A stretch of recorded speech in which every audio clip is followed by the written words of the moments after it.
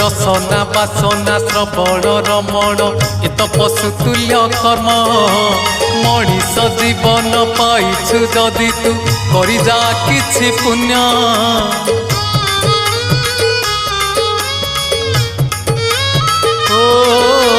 रसना बासना श्रवण रमण इत पशुतुल्य कर्म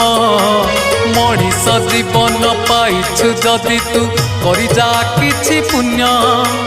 एई माटी देह बौला गाई जोठू आसीछि जीव पळेई एई माटी देह बौला गाई जोठू आसीछि जीव पळेई तो साथी रे जीवेनी केही एक जीवन तो सेई जिए प्रभु नाम धरे नाही भिक जीवन तो सेई जिए प्रभु नाम धरे नाही।